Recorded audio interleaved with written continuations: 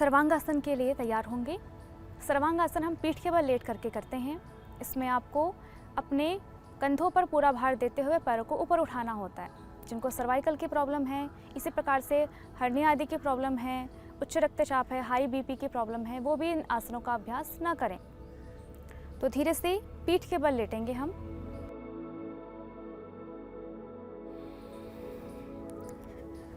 लंबी गहरी श्वास भरें। धीरे से दोनों पैरों को 30, 45, 60 और 90 डिग्री तक लेकर जाएं। पोजीशन होल्ड कीजिए एक बार। अब धीरे से अपने पैरों को सिर के पीछे लेकर जाएं।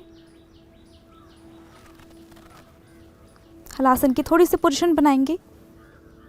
दोनों हाथों को इंटरलॉक करें, कंधों को पास में लेकर जाएं और धीरे धीरे पैरों को ऊपर उठाएं, हाथों का सहारा लेते हुए कमर पर।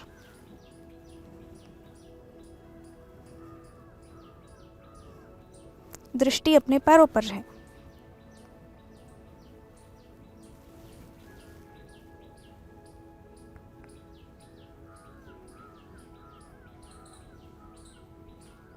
धीरे धीरे वापस।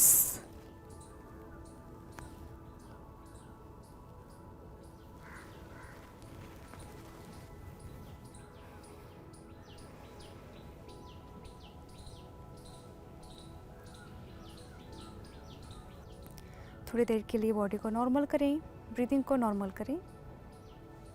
2 से 3 बार लंबी गहरी श्वास लें और बाहर छोड़ें। Soundless breathing.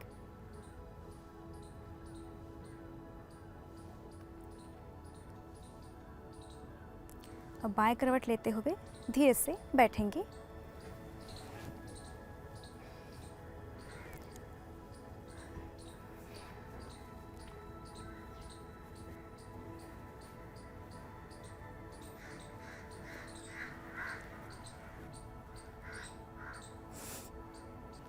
तो आप आसनों के साथ साथ कुछ सूक्ष्म क्रियाएं भी इसमें ऐड कर सकते हैं।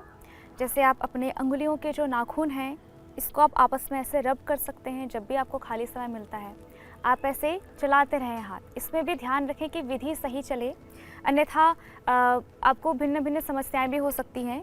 सही तरीका एक ही है कि आपको अपने नाखूनों पर दूसरे अंगुलियों के नाखूनों को ऐसे रब करना है। इस प्रकार से आप प्रतिदिन जब भी आपको समय मिलता है आप इस प्रकार से अभ्यास कर सकते हैं। तो इस प्रकार यदि आप एक दिन अभ्यास करेंगे तो आपको लाभ प्राप्त नहीं होगा। आपको लाभ प्राप्त करने के लिए लंबा समय चाहिए। जैसे योग दर्शन में महर्षि पतंजलि जी सूत्र के रूप में कहते हैं, स तु दीर्घकाल नैरंतर्य सत्कारा सेवितो दृढ़ भूमि। अर्थात किसी भी कार्य की निष्पत्ति के लिए, फल प्राप्ति के लिए दीर्घकाल और निरंतरता, दीर्घकाल अर्थात लंबे समय तक के लिए, और निरंतरता कंटिन्यूटी में आपको उस चीज़ को करना है, तब जाके आपको उसका फल प्राप्त होता है। तो देखिए हमारे ऋषि मुनियों ने कितने अच्छे से कहा हुआ है। तो आप प्रतिदिन योगाभ्यास करें। प्रतिदिन शीर्षासन और सर्वांगासन का यदि आप अभ्यास करेंगे तो आपको अवश्य फल की प्राप्ति होगी। अब हम आते हैं षटकर्म पर। सामान्य घेरंड संहिता में और हठयोग प्रदीपिका में षटकर्म के लिए कहा हुआ है कि धौतिर नेति तथावस्ति त्राटकम नौलिली तथा कपालभाति शैतानी षटकर्माणि प्रचक्षते। अर्थात नेति, वस्ति, धौती, कपालभाति, त्राटक आदि के द्वारा, नौली के द्वारा आप कैसे अपने शरीर की आंतरिक और बाह्य शुद्धि कर सकते हैं। जो सामान्य आप उपायों से नहीं अपना सकते, जो सामान्य उपायों को आप अपना करके अपना शरीर स्वस्थ नहीं कर सकते, वो उपाय आपको बताए हुए हैं घेरंड संहिता में कि आप इन विशेष उपायों को अपना करके अपना स्वास्थ्य, अपना शरीर आप स्वच्छ और शौच वाला बना सकते हैं। तो हम षटकर्म में सामान्य जो नेति कहा हुआ है, एक अंग बताया हुआ है षटकर्म का, तो नेति में सूत्र नेति, जल नेति, ये 2 विशेष अपनाए हैं। तो सामान्य सूत्र नीति करने के लिए आप पहले रबड़ नीति जो अभी प्रचलित है उस रबड़ नीति का प्रयोग करें, क्योंकि वो आपके पूरे साइनस पॉइंट को पूरा ठीक करता है। आपके मस्तिष्क में, आपके नाक के ऊपर पूरे मस्तिष्क में जो भी कफ जमा है, जो श्लेष्मा जमा हुआ है, उसको वो जल नीति और सूत्र नीति बाहर निकालती है। तो उससे आपका ब्लड सर्कुलेशन सही तरीके से होता है, जिससे आपके बाल भी ठीक तरीके से बढ़ते हैं और सुदृढ़ होते हैं। इस प्रकार से आप जल नीति और सूत्र नीति को आप अपना सकते हैं। शंख प्रक्षालन कर सकते हैं।